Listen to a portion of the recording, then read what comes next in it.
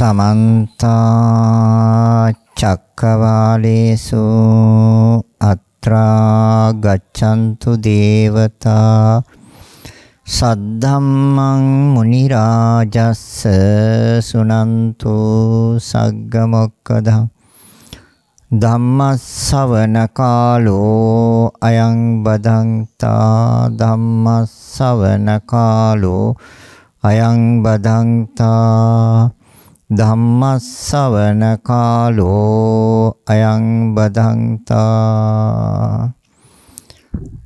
නමෝ තස්ස භගවතෝ අරහතෝ සම්මා සම්බුද්දස්ස නමෝ තස්ස භගවතෝ අරහතෝ සම්මා සම්බුද්දස්ස නමෝ තස්ස භගවතෝ අරහතෝ සම්මා සම්බුද්දස්ස සද්ධා බුද්ධ සම්පන්න කාරුණික පින්වත්නි ප්‍රඥා නාලිකාව තුළින් ලෝකයේ පුරා විසිරුවා හරින සදහැවතුන්ගේ ධර්ම අවබෝධය පිණිස දේශනා කරනු ලබන ඒ ධර්ම දේශනයක් සඳහා පින්බර දායකත්වය හෝමාගම පිටිපන උතුර අංක 455 එක දරණ නිවසේ පදිංචි නාලනී ගුණරත්න මෑණියන් සහ දූ දරුවන් විසින් අරමුණ 2022 අප්‍රේල් 16 වෙනි දිනට 72 වෙනි ජන්මදිනයේ යෙදෙන නාලනී ගුණරත්න මෑණියන්ට ත්‍රිවිධ රත්නයේ ආශිර්වාදය ලැබී නිදුක් නිරෝගී සුවපත් භාවය සහ චිරජීවනයේ සැලසේවා මෙම උතුම් ධර්ම දාණයෙන් ජනිත වන කුසල ශක්තියෙන් චතුරාර්ය සත්‍ය ධර්මය අවබෝධ වේවා 2018 නොවැම්බර් මාස 18 වන දින පරලෝක සැපත් වූ ආදරණීය ස්වාම පුරුෂයා වන ආදරණීය පියාණන් වන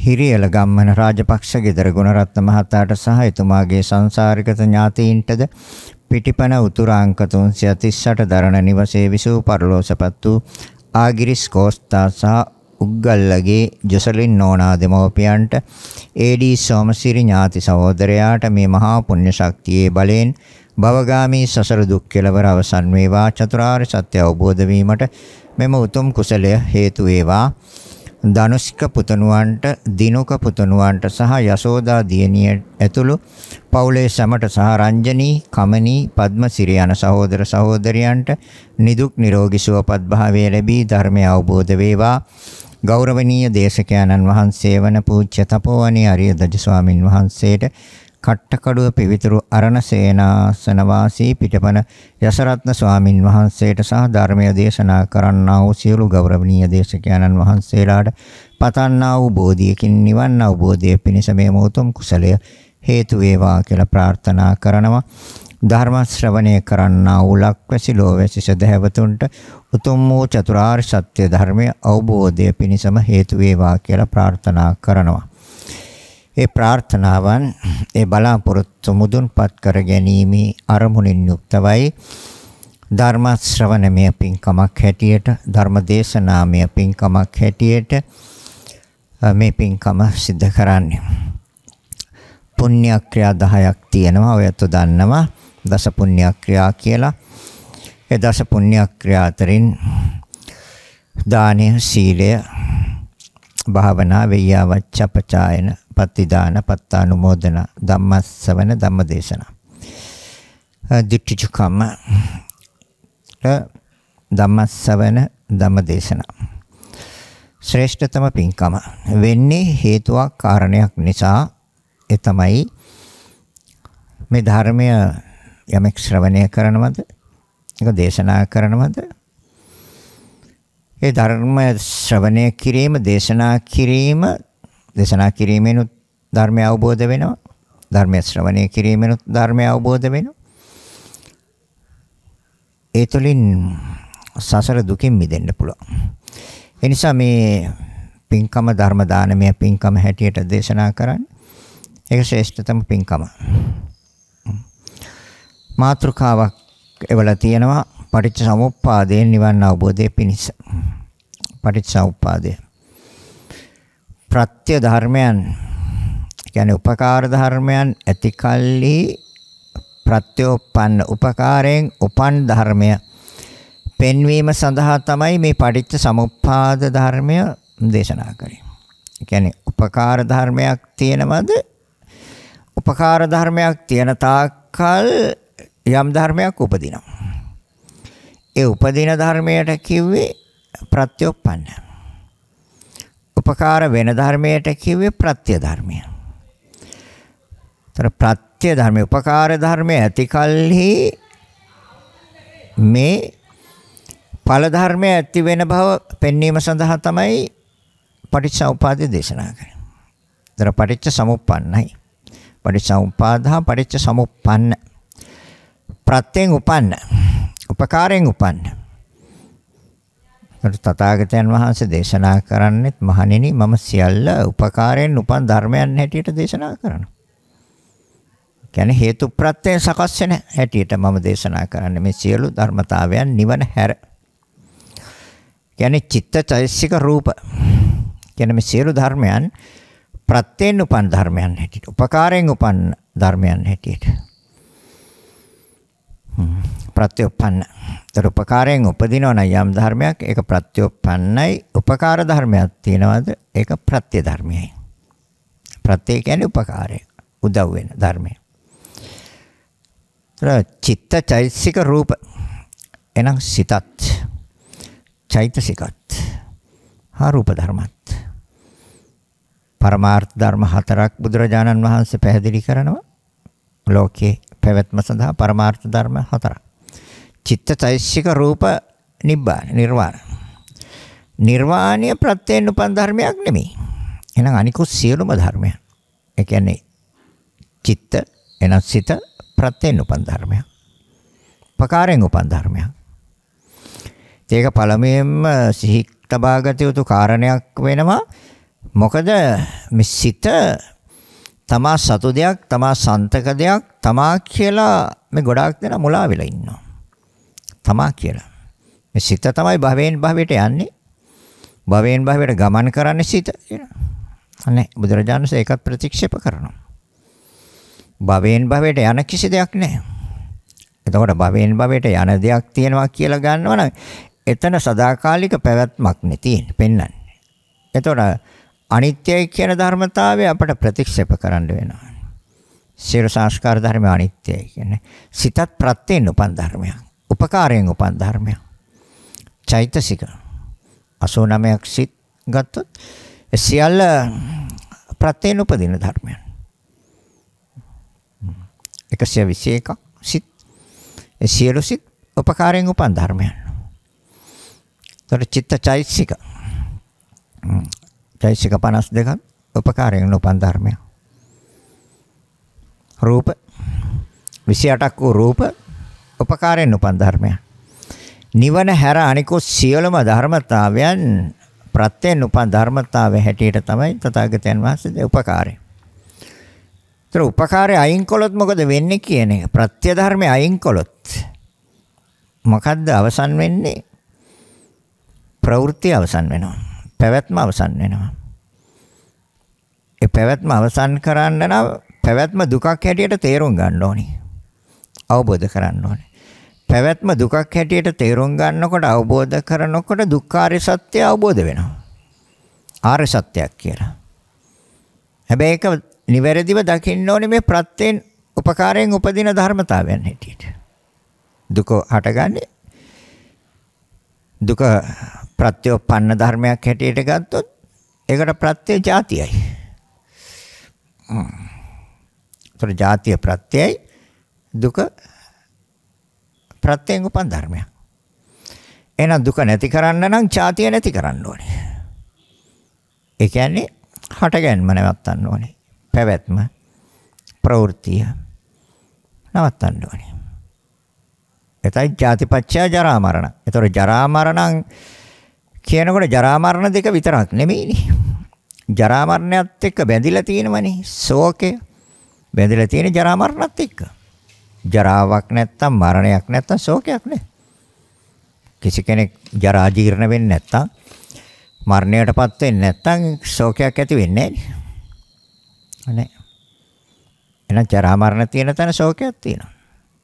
එහෙනම් එතන කනගාටුවක් තියෙනවා. එතන හැඬීමක් තියෙනවා. එතන දුක්ඛ දෝමනස්සයනුත් තියෙනවා. එහෙනම් මේ සියල්ල බැඳිලා තියෙන්නේ සම්බන්ධ වෙලා තියෙන ජරා මරණ එක්ක.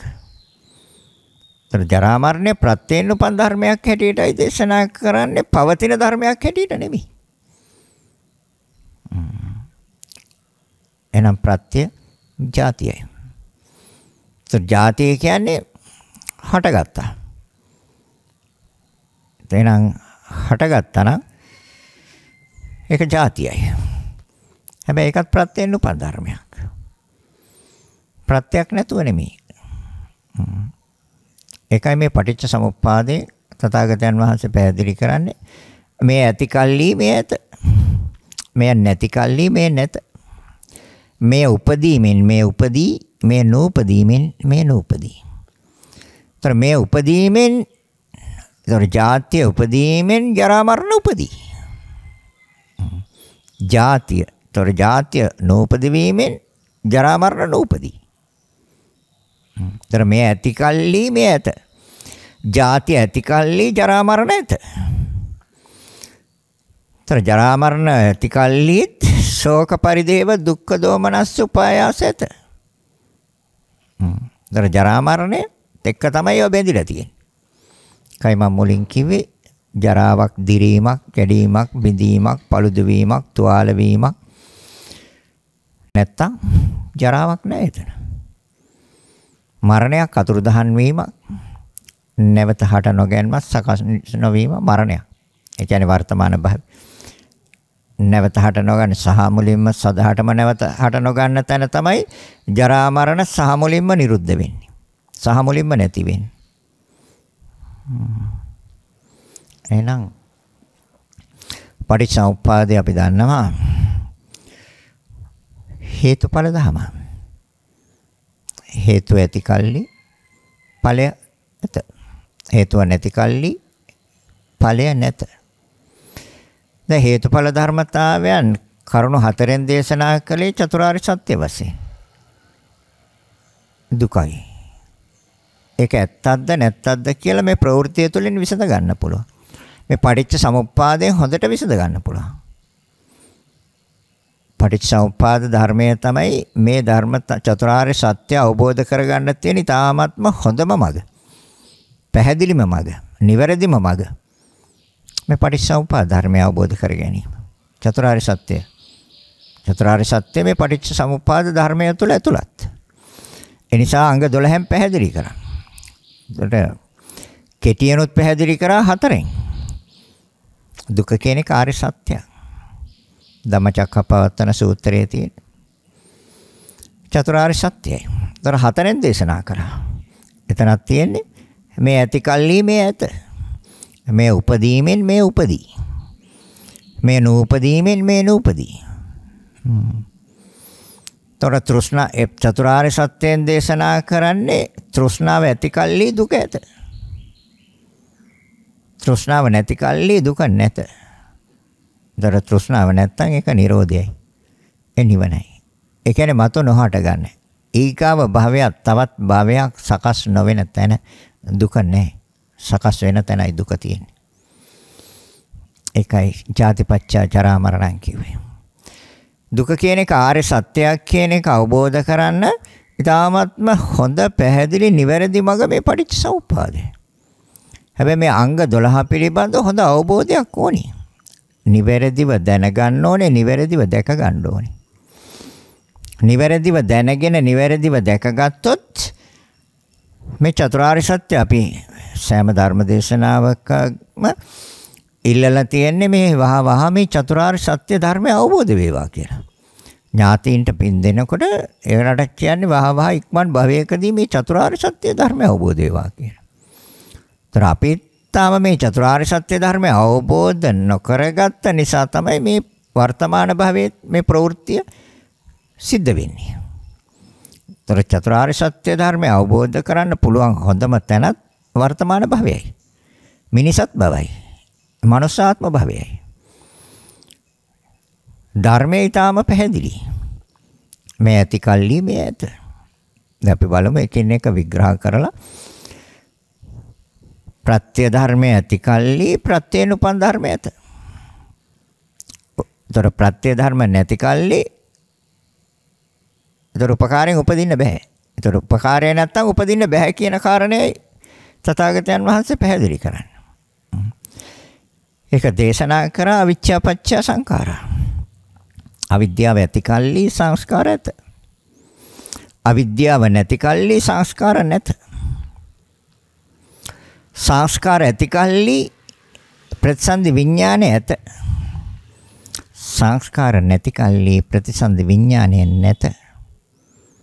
ତර මේ උපදීමෙන් මේ උපදී.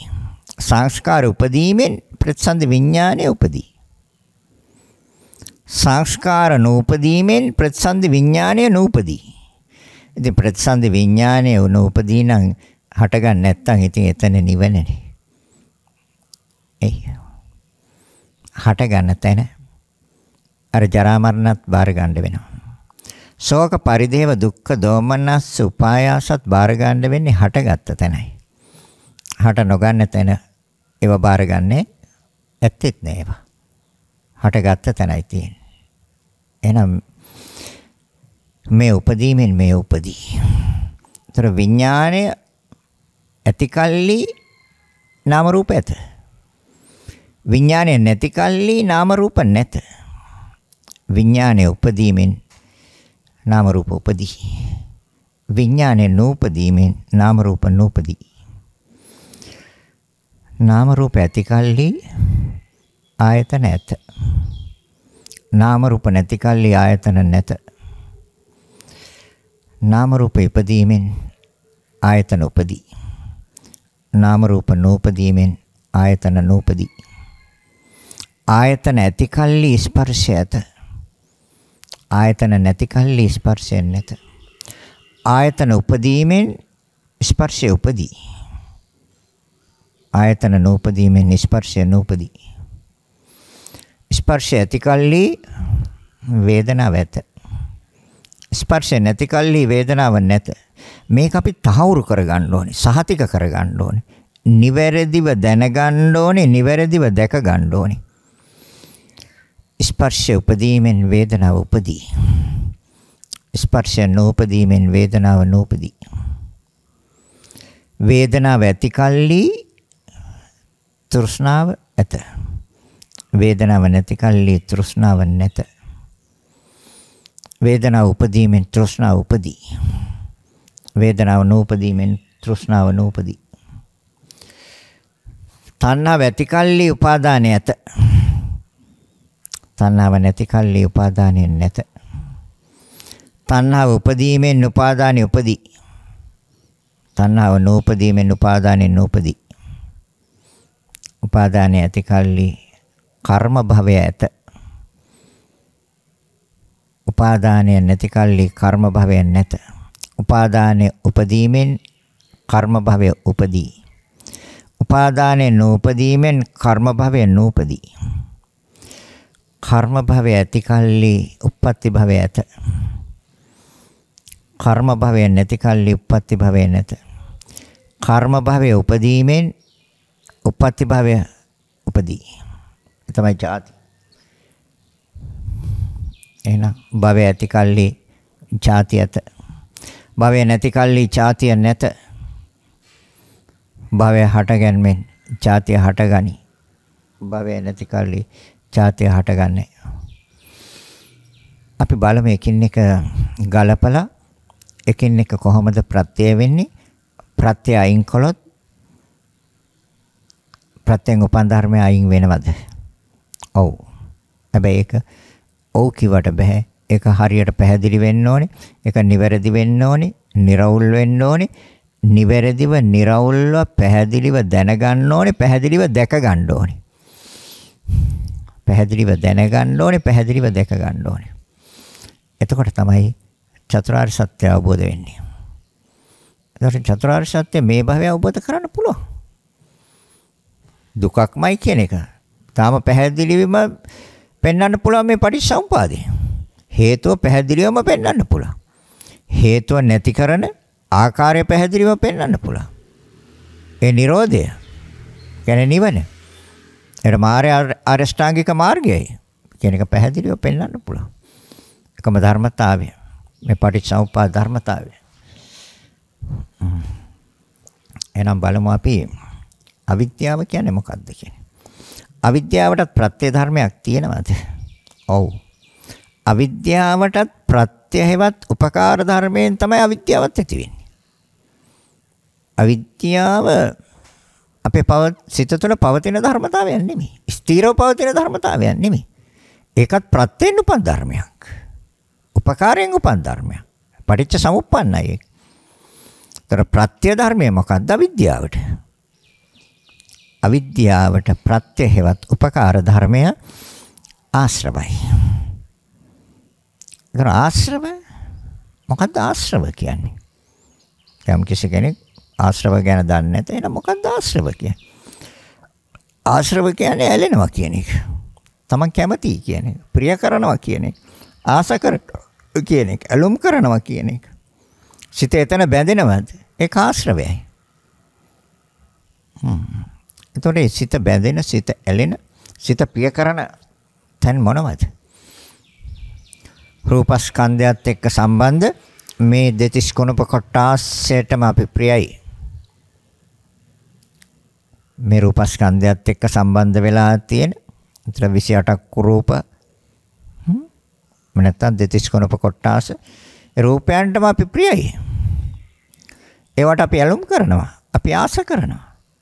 අපේ සිතේ එතන ඇලිලා. අපේ සිතේ කොටස් වලට බැඳිලා. ඒකට ආශ්‍රව කියනවා. ඇසට අකමැති කෙනෙක් නැහැ. ඇසට කැමති. ඇස ප්‍රිය ස්වභාවයක්. මිහිරි ස්වභාවයක්. එතන තමයි ආශ්‍රවය උපදින්නේ. ආශ්‍රවය කියේ තෘෂ්ණාවට කියන තවත් නමක් විතරයි ආශ්‍රව කියන්නේ. තණ්හාව කියන්නේ ඇලෙනවා, ආශ්‍රව කියන්නේ ඇලෙනවා. ආශ්‍රව කියන්නේ චන්දරාගය, තෘෂ්ණාව කියන්නේ චන්දරාගය. ඒතර චන්දරාගය කියන්නේ ඡන්ද කියන්නේ කැමැති, රාගය කියන්නේ එතන සිත බැඳිලා. කැමැත්තෙන් බැඳිලා. ඒතර කැමැත්තෙන් බැඳිලා ඇසට. කැමැත්තෙන් බැඳිලා බාහිර රූපයට. ඒ දෙක නිසා උපදින සිතට බැඳිලා. ඒතර ආශ්‍රව, කාමාශ්‍රව. ඒ දෙක නිසා උපදින සිතට කැමැති, ප්‍රියයි. ආස කරනවා, ඇලුම් කරනවා. තුන් කරුණ එකතු කළ දුන්නේ ස්පර්ශය, ඒකත් ප්‍රියයි. ඒකත් ඇලුම් කරනවා. ආශ්‍රව, චන්දරාගය එතන තියෙන. අවිද්‍යාවට ප්‍රත්‍ය වෙන ධර්මය මේ කියන්නේ. ඒවට ඇලුම් කරන්නේ, ආස කරන්නේ, ප්‍රිය කරන්නේ ඒ සිතට ඉඩ දීලා තියෙන්නේ අවිද්‍යාව නිසා. ඒ ආශ්‍රව ධර්මයන්ට සිත තුළ ඉඩ දීලා තියෙන්නේ, ආශ්‍රව ධර්මයන්ට ක්‍රියාත්මක වෙන්න ඉඩ දීලා තියෙන්නේ අනවබෝධය නිසා. අරමුණේ රැවටීම නිසා, මෝහය නිසා, අවිද්‍යාව නිසා, මුලා වීම නිසා. අවිද්‍යාව කියන්නේ මෝහයයි. මෝහය කියන්නේ අරමුණේ රැවටුණා. අරමුණ නිවැරදිව දැක්කේ නැහැ, නිවැරදිව දැනගත්තෙත් නැහැ, නිවැරදිව දැකගත්තෙත් නැහැ. එහෙනම් ඒ නිසා ඇලෙනවා. සිත එතන බැඳෙනවා. ඒතර ආරම්මණයට ගත්තේ මොකද්ද? ඇස අරමුණු කරා. හැදුවා සිතක්. ඇස අරමුණු කලේ ප්‍රිය ස්වභාවයෙන්. එයි. ඇස අරමුණු කරන්නේ ප්‍රිය ස්වභාවයෙන් නම් ඒ ආරම්මණය ගත්තේ ඇස කියන්නේ රූපයක්. ඒක ආරම්මණයක් වශයෙන් ගන්න අරමුණ සිතක් හදන්න. ඒතර ඒ සිත ඇලෙන සිතක් නම් එතන සිත බැඳිලා. එතකොට ආශ්‍රවයක්. කන පිළිබඳව සිතවිල්ලක් එනවා. ඒතර කන කියන්නේ රූපයක්. ඒක අරමුණක් වශයෙන් අරන් සිත එතන බැඳිලා. සිත බැඳෙනවා කියන්නේ, සිත ඇලෙනවා කියන්නේ ආශ්‍රවය. නාසය අරමුණු කරලා සිත එතන ඇලෙනවා. ප්‍රිය කරනවා. එතකොට සිත එතන බැඳිලා. දිව අරමුණු කරනවා. සිත එතන බැඳිලා. ආශ කරනවා, ඇලුම් කරනවා, සිත බැඳිලා. කය අරමුණු කරනවා. ශරීරය තමන්ගේ ශරීරය. අර 32 ඇතුළත් කරලා තියෙන කය. ඒතර ඒක 32ක් හැටියට දකින්නේ. ඒ නිසා තමයි ඇලෙන්නේ. කොටස් 32ක් හැටි බුදුරජාණන් වහන්සේ දේශනා කරන්නේ කොටස් 32ක් හැටියට දකින්න. ඒතර කොටස් 32ක් හැටියට දැකලා කොටස් 32 ක්‍රියාකාරීත්වය දකින්න. එතකොට සිත බැඳෙන්නේ නැහැ. ඒ නිසා තමයි කායේ කායානුපස්සී විහෙරති කිව්වේ. කායේ කායානුව බලමින් වාසය කරන්නේ. එතකොට සිත එතන බැඳෙන්නේ. සිත එතන ඇලෙන්නේ. සිත එතන රැඳෙන්නේ. සිත එතන රැඳෙන්නේ, සිත එතන ඇලෙන්නේ, සිත එතන බැඳෙන්නේ ඒ රූපය පිළිබඳ රූපස්කන්ධය පිළිබඳව අනවබෝධය නිසා. අරමුණේ රැවටීම නිසා, මෝහය, මුලා වීම නිසා. ඒ තමයි විද්‍යාව. එහෙනම් හරියටම පැහැදිලි වෙන්න ඕනේ ආශ්‍රව කියන ධර්මතාවයන් අවිද්‍යාවට ප්‍රත්‍යයයි කියන එක. ඒතර අවිද්‍යාව ආශ්‍රවයන්ට ප්‍රත්‍යයයි. නයි. අවිද්‍යාව කියන්නේ අරමුණේ මුලා වීම, මෝහය. ඒතර අරමුණේ මුලා වීම නිසා තමයි ඇලෙන්නේ. ඇලෙන සිතක් එන්නේ, බැඳෙන සිතක් එන්නේ. ඒතර ඇස කන නාසය දිව ශරීරය සිත. දැන් ඔය හයටම බැඳිලා නැද්ද සිතින්? ඔය හයටම සිතින් ඇලිලා නැද්ද? සිතේ ස්ථානවල රැඳිලා නැද්ද? ඒතර 32ක් වශයෙන් වෙන් කරලා ගත්තත් 32ටම සිතින් බැඳිලා නැද්ද? සිතින් ඇලිලා නැද්ද? සිත එතන රැඳිලා නැද්ද? රැඳිලා තියෙනවා. ඒවා රැකගන්නේ, ඒවා තවදුරටත් පවත්වන්න සිත ප්‍රිය කරනවා. සිත ඇලුම් කරනවා. ඒ තමයි ආශ්‍රවය. දර කාම ආශ්‍රව. අධ්‍යාත්මික වශයෙන් ඇලිලා, බැඳිලා, සිත රැඳිලා. ඇයි ඇලුනි, බැඳුනි, රැඳුනි? අරමුණේ රැවටීම නිසා. මෝහය, අවිද්‍යාව. ඒකට අරමුණේ රැවටීමට කියන්නේ අවිද්‍යාව හේවත් මෝහයයි. ඒක තමන් කියලා ගන්නවා. තමන් සතු දෙයක් කියලා ගන්නවා. තමන්ට අයිති දෙයක් කියලා ගන්නවා. සදාකාලික පවතින දෙයක් හැටියට ගන්නවා. ඒක ක්ෂණයක් පාසා ඇතිව නැති වෙන ධර්මයක් හැටියට දකින්නේ. ඒ නිසා සිත එතන රැඳෙනවා. ඒ නිසා සිත එතන බැඳෙනවා. කාමාශ්‍රව. ඒතර මේ ස්වභාවයන් භවයෙන් භවයටම ප්‍රාර්ථනා කරනවා. මේ ස්වභාවයන් භවයෙන් භවයට ප්‍රාර්ථනා කරනවද? ඒක භවආශ්‍රවයි. නිවැරදි දේ නිවැරදි ආකාරයෙන් දකින්නේ නැද්ද? ඒක දිට්ඨි ආශ්‍රවයි. මේ ප්‍රත්‍ය අප්‍රත්‍යෝපන්න ධර්මයන්. පටිච්ච සමුප්පන්න ධර්මයන්. අපටිච්ච සමුප්පාද ධර්මයන්. නිවැරදිව දන්නේ නැහැ, නිවැරදිව දකින්නේ නැද්ද? ඒ නිසා තමයි ඔය සිතට ඇලෙන්නේ. ඒකට කියන්නේ දිට්ඨි. ඒතර දිට්ඨි. එහෙනම් කාමාශ්‍රව, භවආශ්‍රව, දිට්ඨි ආශ්‍රව. කාමයන්ට ඇලෙනවද? කැමති දේ ඇලෙනවා. කැමති තැනට ඇලෙනවා. බාහිර වස්තු වලටත් කැමති. බාහිර දේවල්ට. ඇස මූලික කරගෙන ආස්වාද ජනක සිත් හදන්න තියෙන ලස්සන රූප වලට ප්‍රියයි. ඒතර ප්‍රියයි කියන්නේ කැමති කියන එක. කැමති කියන්නේ සිත එතන බැඳිලා. සිත එතන රැඳිලා. සිත එතන läගලා. බාහිර රූප වලට. එනිසා බුදුරජාණන් වහන්සේ දේශනා කරනවා ඒ බාහිර රූප පෙන්වන්නේ වස්තුකාම හැටියට. කාම වස්තු, එවත් වස්තුකාම හැටියට. අර ඒ නිසා උපදින සිතුවිලි පෙන්වන්නේ තථාගතයන් වහන්සේ ක්ලේශකාම. එනම් සිත අපිරිසිදු වෙනවා. සිත දූෂ්‍ය වෙනවා. ඒතර සිත අපිරිසිදු වෙන්නේ, සිත දූෂ්‍ය වෙන්නේ අරමුණේ රැවටීම නිසා, මෝහය නිසා, මුලා වීම නිසා. ඒ අවිද්‍යාව. එහෙනම් ඒතර බාහිර තියෙන වස්තු වලට කැමති කියන්නේ කාමාශ්‍රව. එහෙනම් ආශ්‍රව කියන ධර්මතාවයන් සිත තුළ ක්‍රියාත්මක වෙන්නේ අවිද්‍යාව නැමැති ප්‍රත්‍ය ධර්මයෙන් හින්දා නෙමෙයිද? ඒතර අවිද්‍යාව නැමැති ප්‍රත්‍ය ධර්මයේ ඇතිකල්ලි ප්‍රත්‍යෝපන්න ධර්මයේ හේවත් ආශ්‍රව ධර්මයන් හට ගන්නවා. ආශ්‍රව නැමැති ප්‍රත්‍ය ධර්මයන් ඇතිකල්ලි අවිද්‍යාව නැමැති ප්‍රත්‍යෝපන්න ධර්මයන් හට ගන්නවා. කියන්නේ ආශ්‍රව ඇතිකල්ලි අවිද්‍යාව ඇත. ආශ්‍රව නැතිකල්ලි අවිද්‍යාව නැත. මේ උපදීමෙන් මේ උපදී කිව්වේ ඒකයි. මේ ඇති කල්ලි මේ ඇත කිව්වේ ඒකයි. මේ නැති කල්ලි මේ නැත කිව්වේ ඒකයි. මේ උපදීමෙන් මේ උපදී මේ නූපදීමෙන් මේ නූපදී. එහෙනම් ඊ타ත්ම පැහැදිලි ඊ타ත්ම නිර්වෝල් නිවැරදි ආශ්‍රව අවිද්‍යාවට ප්‍රත්‍යය කියන එක. උපකාරයි. ඒතර ප්‍රත්‍යය කියන්නේ උපකාරයි. එහෙනම් උපකාරයෙන් උපන් ධර්මයක්. නිවැරදිව දකින්න. ඒතර ආශ්‍රව පුච්චලයකට නෙමෙයි. කෙනෙකුට නෙමෙයි.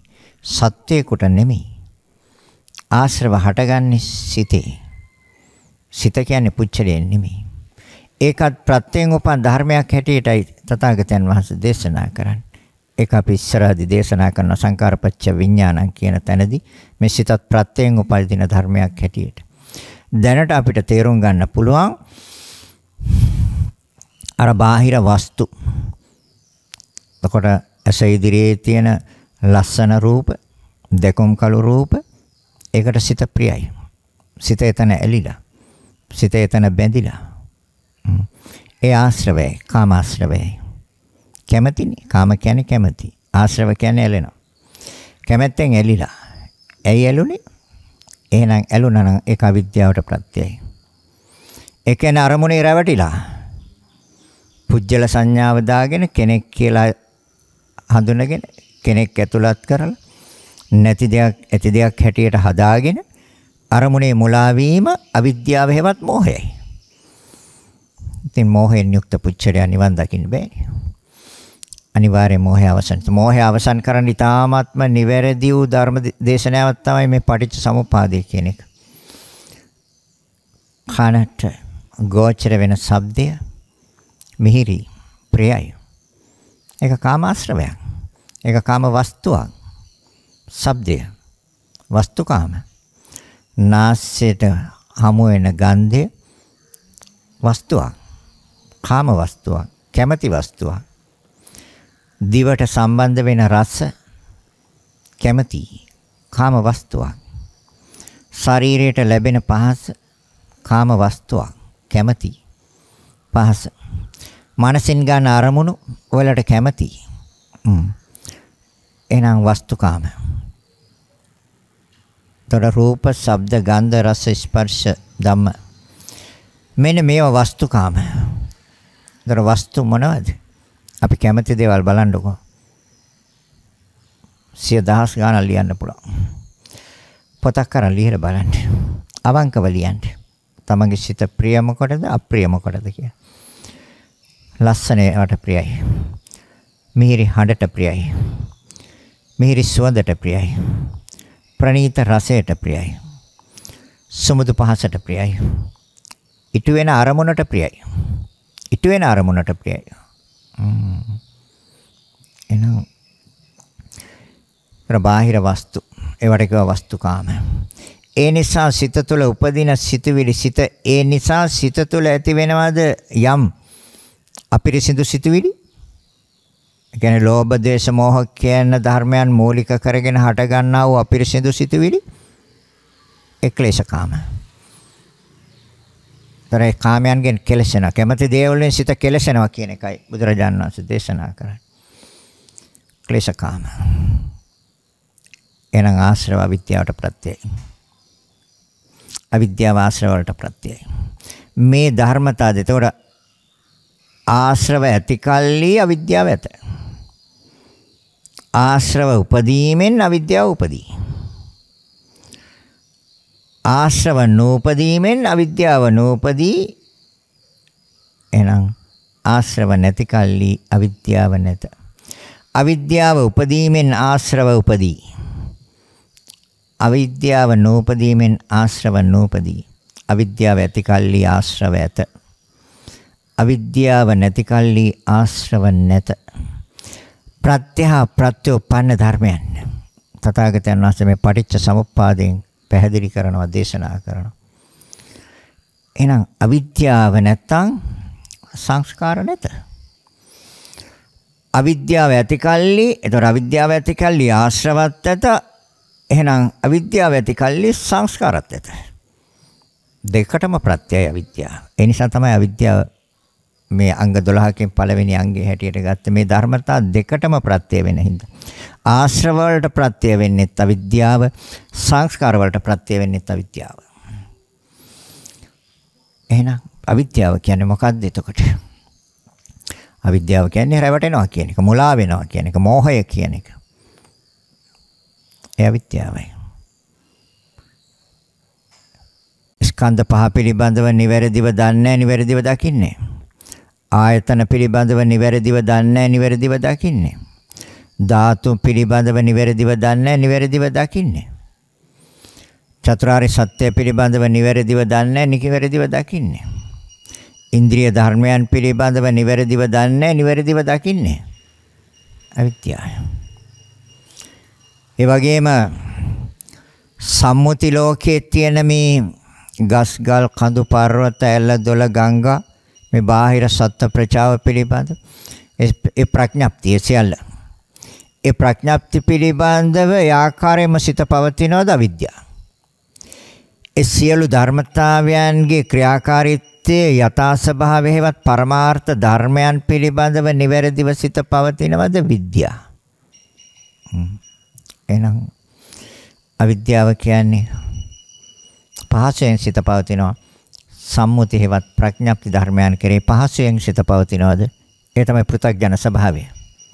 පෘථග්ජන පුච්චලයාගේ සිත තුළ පහසෙන් සිත පවතිනවා සම්මුති හා ප්‍රඥප්ති තුළ. ධර්මය බෙදා වෙන් කළා මේ රූප ස්කන්ධ වශයෙන් බෙදලා වෙන් කළා, ආයතන වශයෙන් බෙදලා වෙන් කළා, ධාතු වශයෙන් බෙදලා වෙන් කරලා, තර ඉන්ද්‍රිය ධර්මයන් වශයෙන් බෙදලා වෙන් කළා, නොවෙනස් වෙන ධර්මතාවයන් චතුරාර්ය සත්‍ය ධර්මයන් වශයෙන් බෙදලා වෙන් කළා. අවබෝධ නොකර ගන්න තාක්කල් අවිද්‍යාව. යම් දවසක මේ ධර්මතාවයන් අවබෝධ කරාද විද්‍යාව. එහෙනම් විද්‍යාව ආශ්‍රව වලට ප්‍රත්‍ය නැහැ. එතකොට ධර්ම අවබෝධය එන සංස්කාරයට ප්‍රත්‍ය වෙන්නේ අවිච්ඡායත්තේ වාසේස විරාග නිරෝධා සංකාර නිරෝධෝ. සංස්කාරය නම් නිරුද්ධයි. ඒ කියන්නේ කර්ම හදන්නේ කියන එක. කර්ම සකස් වෙන්නේ නැහැ කියන එක. බුදුරජාණන් වහන්සේ පැහැදිලිවම දේශනා කළා සත්‍යයේ පැවැත්ම කොහොමද සිද්ධ වෙන්නේ කියලා. කරුණු දෙකයි තියෙන්නේ. සත්‍යයේ මේ මුළු විශ්වයේ ජීවත් වෙන ඕනම සත්‍යයේ පැවැත්මට බුදුරජාණන් වහන්සේ පෙන්වන්නේ කරුණු දෙකයි. කම්ම නියම හා චිත්ත නියම. මෙච්චරයි සත්‍යයේ පැවැත්මට දේශනා කරන්නේ. විශ්වයේ පැවැත්මට කරුණු තුනක් දේශනා කරනවා. ඒ තමයි බීජ නියම, ඍතු නියම, ධම්ම නියම. ඒ විශ්වයේ පැවැත්මට. එන සත්‍යයේ පැවැත්මට දේශනා කරන්නේ කරුණු දෙකයි. ඒ කම්ම නියම, චිත්ත නියම. දැන් මෙන්න මෙතනදී ඒක පැහැදිලි වෙනවා. ඊටාත්ම නිවැරදිව. ඒතර අපිට විසඳ ගන්න තියෙන්නේ මේ කරුණු දෙක තුලින් තමයි විසඳ ගන්න තියෙන්නේ. පැවැත්ම ගන්නවද නැවැත්ම ගන්නවද?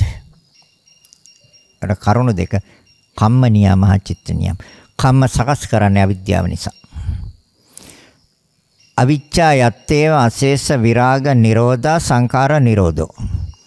සංස්කාර කිව්වේ කුසල සංස්කාර, කුසල කර්ම. අකුසල සංස්කාර, අකුසල කර්ම. අකුසල චේතනා, අකුසල සිතුවිලි. කුසල කර්ම, කුසල චේතනා, කුසල සිතුවිලි. මේවට තමයි සංස්කාර කියන්නේ. ඒතර සංස්කාර එහෙනම් සංස්කාර හටගන්නේයි කර්ම වලට සිත තුළ ඉඩ දෙන්නේයි කර්ම සකස් වෙන්න. එහෙනම් සිතේ නියාමයක් නියත වශයෙන්ම තියෙනවා කම්ම නියාම, චිත්ත නියාම. කර්ම සකස් වෙනවද යම් තැනක එතන සිතේ ප්‍රවෘත්තියක්, පැවැත්මක්, හටගැන්මක්, ක්‍රියාත්මක භාවයක් අනිවාර්යයෙන්ම තියෙනවා. එනිසා තමයි කම්ම නියාම, චිත්ත නියාම කියලා කරුණු දෙකයි පෙන්වන්නේ සත්‍යයේ ප්‍රවෘත්තියට, සත්‍යයේ පැවැත්මට. හැබැයි මේ කම්ම නියාම, චිත්ත නියාම කියන ධර්මතා දෙකේ ක්‍රියාකාරීත්වය නිසා සත්‍ය අනන්ත අප්‍රමාණ දුක් විඳිනවා කියන එකයි පෙන්වන්නේ. ඒ දුක් විඳින අටමහා නිරයේ. ඒ දුක් විඳින තිරිසන් ලෝකේ. ඒ දුක් විඳින പ്രേත ලෝකේ. මනුස්ස ලෝකේ අනන්ත අප්‍රමාණ දුක් විඳිනවා. දුක් විඳින මිනිස්සු අනන්ත අප්‍රමාණ මේ ලෝකේ ඉන්නවා. එහෙනම් කම්ම නියාම චිත්ත නියාම හේතු වෙන්නේ දුකටමයි. දැන් පටිච්ච සමුප්පාදයෙන් පැහැදිලි කරනවා එහෙනම් කර්ම සකස් කරන්නේ අවිද්‍යාව නිසා. එහෙනම් අවිද්‍යාව කිව්වද මම පැහැදිලි කරා ස්කන්ධ ධාතු ආයතන පටිච්ච සමුප්පාද කර්මය හා පුනර්භවය මෙන්න මේ ධර්මතාවයන් දකින්නේ ආයතන පිළිබඳව නිවැරදිව දන්නේ නිවැරදිව දකින්නේ ධාතුන්ගේ ක්‍රියාකාරීත්වය නිවැරදිව දන්නේ නිවැරදිව දකින්නේ ඉන්ද්‍රියන්ගේ ක්‍රියාකාරීත්වය නිවැරදිව දන්නේ නිවැරදිව දකින්නේ එතම විද්‍යාව. ඒ නිසා තමයි කර්ම හදන්නේ. අවිච්ඡා පත්‍ය සංඛාර කිව්වේ ඒකයි. එහෙනම් එතන කර්ම හදනවා. අවිජ්ජා යත්තේව අශේෂ විරාග නිරෝධ සංඛාර නිරෝධෝ. එහෙනම් අවිද්‍යාව නිරුද්ධ නම් අවිද්‍යාව අවසන් නම් සංස්කාර අවසන් කියන එකයි තථාගතයන් වහන්සේ මේ පෙන්වන්නේ. මෙය නැති කල්ලි මේ නැත. මෙය නූපදීමෙන් මෙය නූපදී. මේ උපදීමෙන් මේ උපදී. මේ ඇති කල්ලි මේ ඇත. මේ නැති කල්ලි මේ නැත. එහෙනම් අපි මොකක්ද නැති කරන්න ඕනේ? දැන් දුකයි කියන එක අපි පැහැදිලිවම පෙන්නනවා, පේනවා මේ පටිච්ච සමුප්පාද ධර්මයේ මේ ක්‍රියාකාරීත්වය තුළ නිවැරදිව දැනගන්න, නිවැරදිව දැක ගන්න. එහෙනම් කර්ම සකස් වෙන්නේ නැත්නම් සිතේ ප්‍රවෘත්තිය නැහැ. කම්ම නියාම චිත්ත නියාම. කර්ම හදන්නේ අවිද්‍යාව නිසා අවිච්ඡා පත්‍ය සංඛාරා. සංඛාර පත්‍ය විඥාන. ඒතර අපි දන්නවා අස මූලික වෙලා කුසල කර්ම අකුසල කර්ම දෙකම හදනවා. කන ඉස්සරහට දාලා අකුසල කර්ම කුසල කර්ම දෙකම හදනවා. නාසය ඉස්සරහට දාලා අකුසල කුසල දෙකම හදනවා. දිව ඉස්සරහට දාලා අකුසල කුසල දෙකම හදනවා. ශරීරය ඉදිරියට දාලා අකුසල කුසල දෙකම හදනවා. සිත ඉදිරියට දාලා අකුසල කුසල දෙකම හදනවා. ඒකට කියව මනෝ සංපස්සජ චේතනා. එහෙනම් කාය සංපස්සජ චේතනා, ජීව සංපස්සජ චේතනා, ගාන සංපස්සජ චේතනා, සෝත සංපස්සජ චේතනා, චක්කු සංපස්සජ චේතනා. චේතනා කියන්නේ කර්මයයි. එහෙනම් මූලික වෙලා මේ ඉන්ද්‍රිය ධර්මයන් අස කන නාසය දිව ශරීරය සිත කියන මේ ධර්මයන් මූලික වෙලා තමයි මේ කර්ම සකස් කරන්නේ. එහෙනම් ඒ ධර්මයන්ගේ ස්වභාවය අර මම එකයි කිව්වේ ආයතන පිළිබඳව දන්නේ නැද්ද? අවිද්‍යාව. ඒවා මූලික වෙලා තමයි මේ කර්ම කරන්නේ. රූප වේදනා සංඥා සංකාර විඥාන කියන පහ පිළිබඳව නිවැරදිව දන්නේ නැද්ද? නිවැරදිව දකින්නේ නැද්ද? කර්මයන්ට ඉඩ දෙනවා. ධාතුන්ගේ ක්‍රියාකාරීත්වය නිවැරදිව දන්නේ නැද්ද? නිවැරදිව දකින්නේ නැද්ද? කර්ම වලට ඉඩ දෙනවා. ඒ අවිද්‍යාව නේ. ඒවා ක්‍රියාත්මක වෙන්නේ. ඒවා නිවැරදිව දන්නේ නැත්තේ දකින්නේ නැත්තේ අවිද්‍යාව නිසා. විද්‍යාව කියන්නේ නිවැරදිව දන්නවා, නිවැරදිව දකිනවා. සම්මා දිට්ඨි කිව්වේ ඒකයි. එහෙනම් ඉන්ද්‍රියන්ගේ නිවැරදි ක්‍රියාකාරීත්වය දන්නවා, දකිනවා. එතකොට අර කර්මයන්ට ඉඩ නැහැ. නිවැරදිව දන්නවා, නිවැරදිව දකිනවා. චතුරාර්ය සත්‍ය නොවෙනස් වෙන සත්‍ය හතරක් ලෝකේ තියෙන්නේ. දුක්ඛාරය සත්‍ය, දුක්ඛ සමුදය සත්‍ය, දුක්ඛ නිරෝධාර්ය සත්‍ය, දුක්ඛ නිරෝධගාමිනී ප්‍රතිපදාර්ය සත්‍ය. මේ සත්‍ය හතර පිළිබඳව නිවැරදිව දන්නේ, නිවැරදිව දකින්නේ ආ කර්ම වලට ඉඩ දෙනවා. සිත තුළ ක්‍රියාත්මක වෙන්න ඒ කර්ම වලට ඉඩ දෙනවා. ඒ නිසා තමයි විච්ඡාපච්චය සංඛාරා කිව්වේ. ඒතර සංඛාරපච්චය විඥාන. එහෙනම් ඒ සංස්කාර මත තමයි විඥාණය තියෙන්නේ. චක්කු සංපස්සජා චේතනා කියනකොටම විඥාණයට ඉඩ දීලා තියෙන්නේ. ප්‍රතිසන්දියක් ගන්න සුදුසු ආකාරයට හදලා ඉවරයි. හොඳට දැනගන්න, හොඳට දැක ගන්න. චක්කු සංපස්සජා චේතනා. ඇස චක්කු. බාහිර රූප දෙක නිසා හැදෙන සිත. තුන් කරුණ එකතු ස්පර්ශය නිසා සිත බලවත් වීම චේතනාවයි. චක්කු සංපස්සජා චේතනා. එහෙනම් මේ චේතනාවට හෙවත් ඒ කර්මයට ඉඩ දුන්නේ මේ ධර්මතාවයන් පිළිබඳව නිවැරදිව දන්නේ නැහැ, දකින්නේ. එහෙනම් ධාතුන්ගේ ක්‍රියාකාරීත්වය දකින්නේ. ආයතනයන්ගේ ක්‍රියාකාරීත්වය දකින්නේ. ඉන්ද්‍රියන්ගේ නිවැරදි ක්‍රියාකාරීත්වය දකින්නේ නැහැ. එහෙනම් ඒ මත ඒ සකස් කරන කර්ම මත විඥානය පවතින සෝත සංපස්සජා චේතනා. සෝත කිව්වේ කන බාහිර ශබ්දය. දෙක නිසා සිතයි තුන් කරුණ එකතු ස්පර්ශය නිසා සිත බලවත් වුණාද? සෝත සම්පස්සජා චේතන. ඒතර කර්ම. ඒ කර්ම මත සිත තියෙන්නේ. එකයි කම්ම නියාම චිත්ත නියාම කියලා සත්‍යයේ පැවැත්මට දෙකක් දේශනා කළේ. දෙකයි තියෙන්නේ. එහෙනම් සිතේ ක්‍රියාකාරීත්වය නවත්තන්න නම් නියත වශයෙන්ම කර්මයන්ගේ ක්‍රියාකාරීත්වය නවත්තන්න ඕනේ. කම්ම නියාම චිත්ත නියාම. ඒතර කර්ම කිව්වේ සංස්කාරවලට. එහෙනම් සංස්කාර නිරෝධා විඥාන නිරෝධෝ. බුදුරජාණන් වහන්සේ දේශනා කරන එහෙනම් කර්ම නැද්ද? කර්ම ඇති කල්ලි ප්‍රතිසන්දි විඥාණය ඇත. කර්ම නැති කල්ලි ප්‍රතිසන්දි විඥාණය නැත. කර්ම උපදීමෙන් ප්‍රතිසන්දි විඥාණය උපදී. කර්ම නූපදීමෙන් ප්‍රතිසන්දි විඥාණය නූපදී. දැන් මේ නිවන තියෙනවනේ. පැහැදිලිවම තියෙනවනේ. හේතු අයින් කරොත් ඵලය නිරුද්ධ වෙන බව. හේතු හැදුවොත් ඵලය හැදෙන බව. පටිච්ච සමුප්පන්නයි. එහෙනම් ප්‍රත්‍යයෙන් උපදින්නේ. ප්‍රත්‍යෝපන්න ධර්මයන්. උපකාරයෙන් උපන් ධර්මයන්. මේ සෑම දෙයක්ම උපකාරයෙන් උපන්න ධර්මයන් හැටියට බුදුරජාණන් වහන්සේ පෙන්වන්නේ, දේශනා කරන්නේ, විවරණය කරන්නේ, පැහැදිලි කරන්නේ මේ පටිච්ච සමුප්පාදය. එහෙනම් ප්‍රතිසන්දි විඥාණයට අපි දෙනවා ආහාර. ආහාර දීලා තියෙන. ගාන සම්පස්සජා චේතනා. චේතනා කියන්නේ කර්මයයි. එතනට යනකම් අරගෙන යන්න ඉඩ දුන්න අවිද්‍යාව නිසා. නාසය ගැන දන්නේ නැහැ, ගන්ධය ගැන දන්නේ, ඒ දෙක නිසා හැදෙන සිත ගැන දන්නේ, දකින්නේ. තුන් කරුණ එකතු ස්පර්ශය දන්නේ, දකින්නේ. ඒ ස්පර්ශය නිසා සිත බලවත් වෙන ආකාරය දන්නේ, දකින්නේ. දැන් ඒතකොට ප්‍රවෘත්තියට ඉඩ දීලා තියෙන්නේ. ඒතර මේ උපදීමෙන් මේ උපදී. එහෙනම් ප්‍රතිසන්දි විඥානය නවත්තන්න නම් ප්‍රතිසන්දි විඥානයට කිව්වේ චිත්ත කියලා. විඥානය කියන්නේ සිත. ඒතර සිතේ ක්‍රියාකාරීත්වය බුදුරජාණන් වහන්සේ දේශනා කරන්නේ චිත්ත. ඒතර සිත හටගත්තා නම් සිතත් එක්ක හටගන්න තවත් ධර්මතා 52ක් තියෙනවා. ඒ චෛතසික ධර්මයන්. සෝබන 25ක්, අකුසල 14ක් හා අන්‍ය සමාන 13ක්. 52ක් චෛතසික. සිතේ ක්‍රියාකාරීත්වය තියෙන තැන වේදනාවේ ක්‍රියාකාරීත්වය තියෙනවා. වේදනාවේ ක්‍රියාකාරීත්වය තියෙන තැන සංඥාවේ ක්‍රියාකාරීත්වය තියෙනවා. සංඥාවේ ක්‍රියාකාරීත්වය තියෙන තැන සංස්කාරයන්ගේ ක්‍රියාකාරීත්වය තියෙනවා. ඒතර බැඳිලා තියෙන රූපයන් එක්ක නාම රූපච්ඡ විඥාන. එහෙනම් සංකාරපච්ඡ විඥාන. ප්‍රතිසන්දි විඥානය. ඒතර ප්‍රතිසන්දි විඥාණයට ප්‍රත්‍යයෙන් උපන් ධර්මයක්. ප්‍රත්‍ය නැති කල්ලි උපකාරය නැත්තම් නැත. උපකාරයක් නම් ඇත. මේ උපදීමෙන් මේ උපදී. මේ නෝපදීමෙන් මේ නෝපදී. එහෙනම් හදන්න තු ඉන්නක. ප්‍රතිසන්දි විඥානයේ බැස්සද?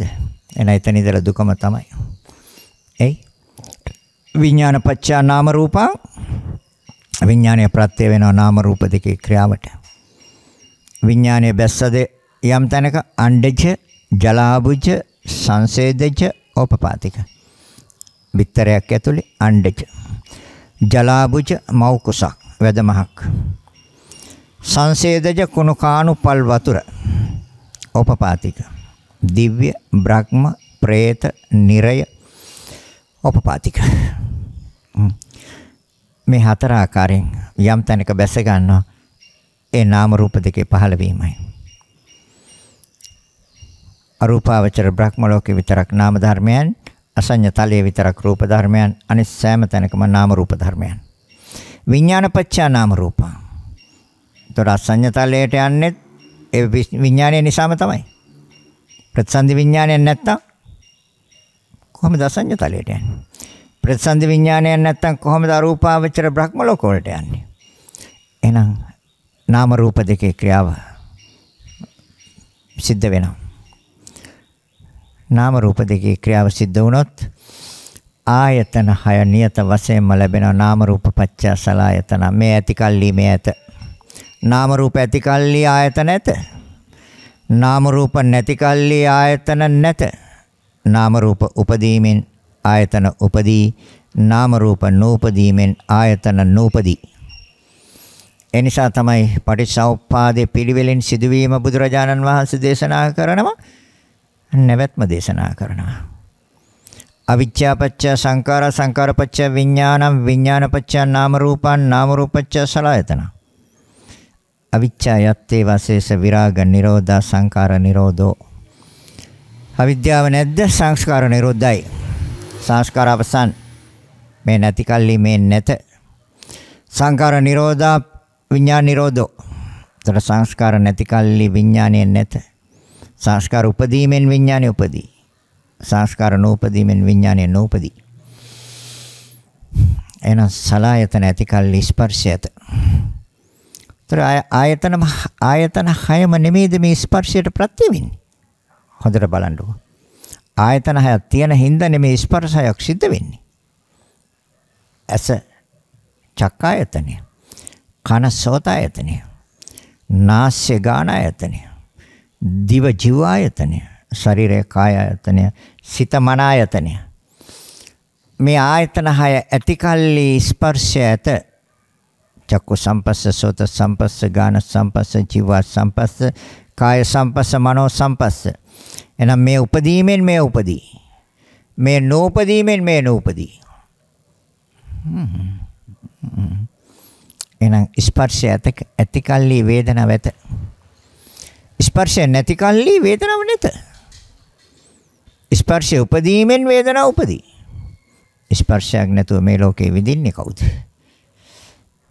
කොහොමද වේදනාවක් දැනෙන්නේ ස්පර්ශයක් නැතුව? අනිවාර්යෙන් ස්පර්ශයක් ඕනේ. එහෙනම් ස්පර්ශය ඇති කල්ලි වේදනාව ඇත. පස්ස නිරෝධා වේදනා නිරෝධෝ. පස්ස පච්චා වේදනා. ස්පර්ශ ඇති කල්ලි වේදනාව ඇත. ස්පර්ශ නිරෝධේ වේදනා නිරෝධයි. පස්ස නිරෝධා වේදනා නිරෝධෝ. ස්පර්ශය නැත්තම් වේදනාවක් නැහැ. වේදනාව ඇති කල්ලි තණ්හාව ඇත. යම් කිසි කෙනෙක් විඳිනවද? ආස්වාදයෙන්, සතුටෙන්, සොම්නසෙන් විඳිනවද? එතන ඇලෙනවා. ආසාවෙන් විඳින්නේ, සතුටෙන් විඳින්නේ, සොම්නසෙන් විඳින්නේ. එතන ඇලෙනවා. ඒ තෘෂ්ණාවයි. එහෙනම් විඳින්නේ නැත්නම් ඇලෙයිද? වේදනාව ඇති කල්ලි, විඳීම ඇති කල්ලි ඇලීම ඇත. විඳීම ඉපදීමෙන් ඇලීම උපදී. මේ ඇති කල්ලි මේ ඇත. මේ නැති කල්ලි මේ නැත. හොඳට බලන්න. හොඳට පරීක්ෂා කරන්න. හොඳට විමසන්න. තෘෂ්ණාව ඇති කල්ලි උපාදානය ඇත. අන්න ඇලෙනවද? එතකොට ඇලෙන තැන උපාදානයයි. උපාදානය කියන්නේ තදින් ගත්තා, ග්‍රහණය කරගත්තා, දැඩිව ගත්තා. දැඩිව ගන්න ඇලුන හින්දා. ඇලෙන්නේ නැත්තම් තදින් ගන්නවද කියලා හොඳට හොයන්න, හොඳට බලන්න, හොඳට විමසන්න. තණ්හාව ඇති කල්ලි උපාදානය ඇත. තෘෂ්ණාව නැති කල්ලි උපාදානය නැත. තණ්හාව ඉපදීමෙන්, ඒ කියන්නේ ඇලීම උපදීමෙන් දැඩිව ගැනීම උපදී. ඇලීම නූපදීමෙන් දැඩිව ගැනීම නූපදී. පැහැදිලි සිංහලෙන්ම තේරුම් කරා. තර තණ්හා උපාදාන කියන්නේ පාලි වචනේ. සිංහලෙන් කිව්වොත් තණ්හාව කියන්නේ ඇලීම, උපාදාන කියන්නේ දැඩිව ගැනීම. ඇලෙන දේ පිළිබඳව නෙමෙයිද දැඩිව ගන්නෙ, තදින් ගන්නෙ. හොඳට බලන්නකෝ. ඇලෙන දේ තදින් ගන්නවා. එහෙනම් එතන උපාදානයයි. උපාදානය ඇති කල්ලි කර්ම භවය ඇත. උපාදානය ඇති කල්ලි කර්ම භවය ඇත. දැඩිව ගැනීම නිසා සත්‍ය කර්ම කරනවා. නැවත අන්න මේ භව තුනක් මේකට සම්බන්ධ කරලා පෙන්වන්නේ. අතීත භවය, ඒ කියන්නේ පුබ්බන්තේ ඥානං ඕනේ අපිට. පෙර භවය පිළිබඳව නුවණ ඕනේ. අපරන්තේ ඥානං අනාගත භවය පිළිබඳව නුවණ ඕනේ. පුබ්බන්තේ අපරන්තේ ඥානං මේ භව දෙක පිළිබඳවම නිවැරදි නුවණක් ඕන නිසා තමයි තථාගතයන් වහන්සේ මේ පටිච්ච සමුප්පාදයෙන් අතීත භවය, වර්තමාන භවය හා අනාගත භවය කියන මේ තුන් භවය නිවැරදිව සිද්ධ වෙන්නේ කොහොමද?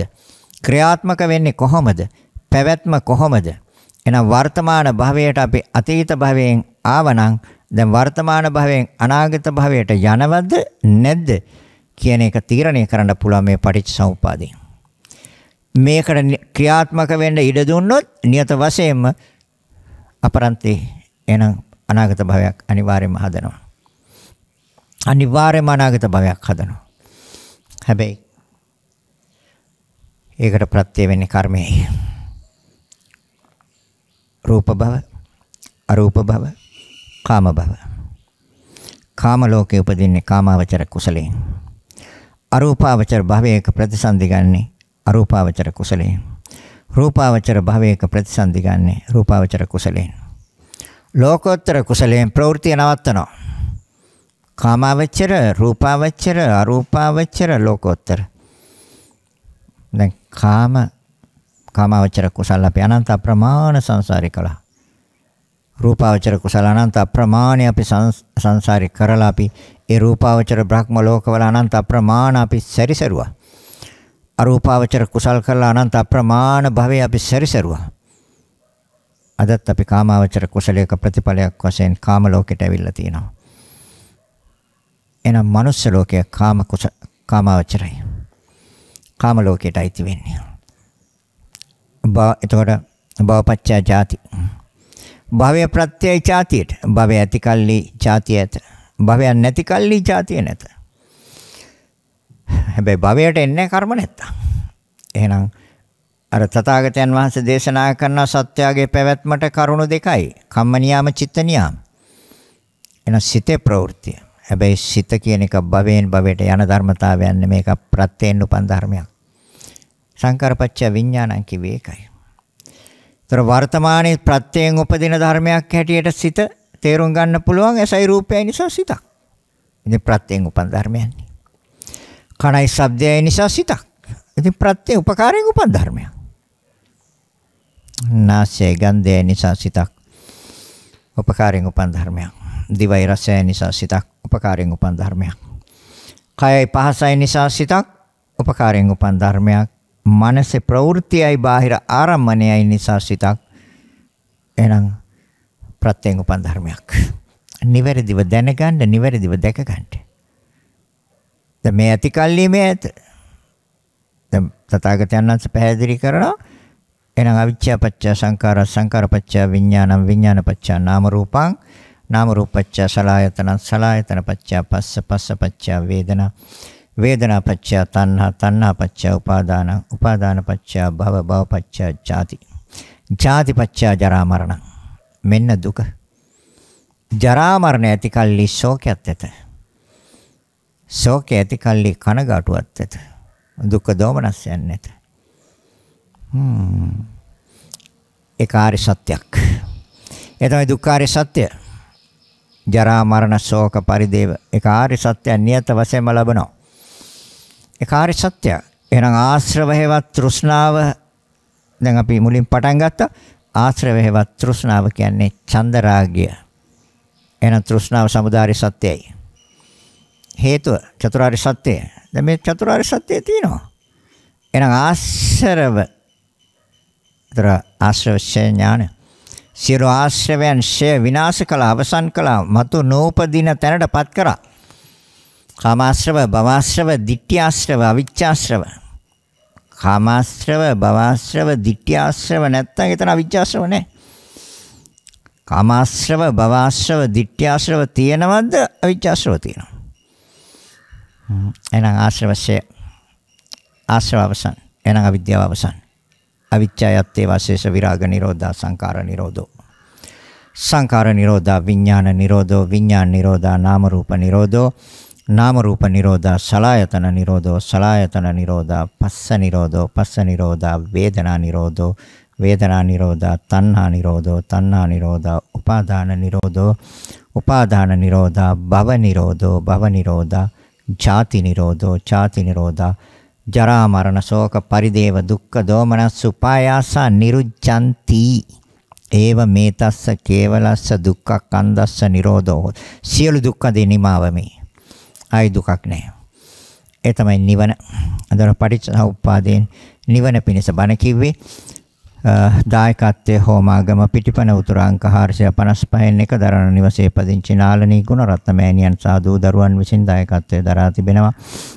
ආරමුණ 2022 අප්‍රේල් 16 වන දිනට 72 ජන්මදිනයේ දෙවෙනි ජන්මදිනයේ යෙදෙන නාල්නී ගුණරත්න මෑණියන්ට ත්‍රිවිධ රත්නයේ ආශිර්වාදය ලැබී නිදුක් නිරෝගී සුවපත් භාවයේ සහ චිරජීවනයේ සැලසේවා. මේ උතුම් ධර්ම දාණයෙන් ජනිත වන කුසල ශක්තියෙන් චතුරාර්ය සත්‍ය ධර්මය අවබෝධ වේවා. 2018 නොවැම්බර් 18 වෙනි දින පරලෝසපත් වූ ආදරණීය ස්වාමිපුරුෂයා වන ආදරණීය පියාණන් වන හිරියල ගම්මන රාජපක්ෂ ගෙදර ගුණරත්න මහතාට සහ එතුමාගේ සංසාරික ඥාතීන්ටද පිටපණ උතුරාංක 338 දරණ නිවසේ විසූ පරලෝසපත් වූ ආගිරිස් කෝස්තා සහ උග්ගල්ලගේ ජොසදරින් නෝනා දෙමව්පියන්ට ඒඩී සෝමසිරි ඥාති සහෝදරයාට මෙම මහා පුණ්‍ය ශක්තියේ බලයෙන් භවගාමී සසර දුක් කෙලවර අවසන් වේවා. චතුරාර්ය සත්‍ය අවබෝධ වීමට මේ උතුම් කුසලය හේතු වේවා.